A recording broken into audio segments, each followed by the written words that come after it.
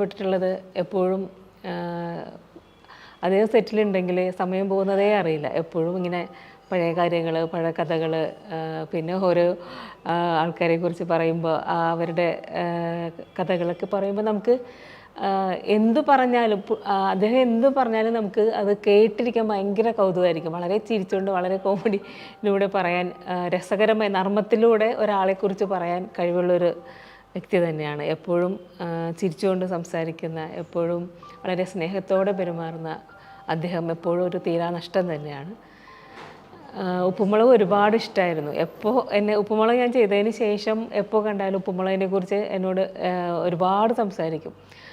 ഉപ്പുമുളകിൻ്റെ shooting രീതികളെക്കുറിച്ച് ചോദിക്കലുണ്ട്. അതുപോലെ വീട്ടിൽ അദ്ദേഹത്തിൻ്റെ ചെറുമക്കൾക്ക് ഒരുപാട് ഇഷ്ടമാണെന്നും വീട്ടിൽ അവരെല്ലാവരും ഉപ്പുമുളക് കാണാറുണ്ടെന്നും ഒക്കെ എന്നോട് എപ്പോൾ കാണുമ്പോഴും സംസാരിക്കുമായിരുന്നു. ഈ അടുത്തും ഞാനൊരു മൂവി അദ്ദേഹത്തിൻ്റെ ഒപ്പം ചെയ്യാൻ എനിക്ക് ഭാഗ്യം കിട്ടി. അപ്പോൾ ജീവിതത്തിലെപ്പോഴും ഒരു തീരാനഷ്ടം തന്നെയാണ് അദ്ദേഹത്തിൻ്റെ മരണം.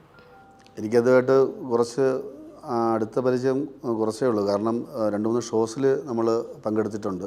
പിന്നെ അല്ലാതെ നമ്മുടെ ഉപ്പുമുളകിൻ്റെ സെറ്റിനടുത്ത് അദ്ദേഹത്തിൻ്റെ വേറൊരു സിനിമ ഷൂട്ടായിട്ട് ബന്ധപ്പെട്ട് വന്നപ്പോൾ പരിചയപ്പെടാനായി കുറച്ചൊക്കെ സംസാരിക്കാൻ പറ്റി. പക്ഷേ സംസാരിച്ച നിമിഷങ്ങളൊന്നും വളരെ നർമ്മം നിറഞ്ഞ സംഭാഷണങ്ങളായിരുന്നു. ഒരിക്കലും ജീവിതത്തിൽ മറക്കാൻ പറ്റില്ല.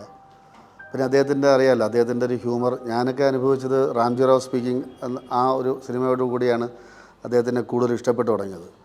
അപ്പോൾ ഞാനും ഈ ഹാസ്യം കൈകാര്യം ചെയ്തുകൊണ്ടിരിക്കുകയാണല്ലോ ഇപ്പോൾ ഈ നമ്മുടെ സിറ്റ്കോം പരിപാടിയിലൊക്കെ. പക്ഷേ അദ്ദേഹത്തിൻ്റെ ഒരു വേറിട്ടൊരു ഹാസ്യ രീതിയാണ്. ഒരു പതിഞ്ഞ താളത്തിൽ തുടങ്ങി വളരെ ജനഹൃദയങ്ങളിലേക്ക് വളരെ ഒഴുകിയെത്തുന്ന ഒരു ഹാസ്യ രീതിയാണ് അദ്ദേഹത്തിൻ്റെത്.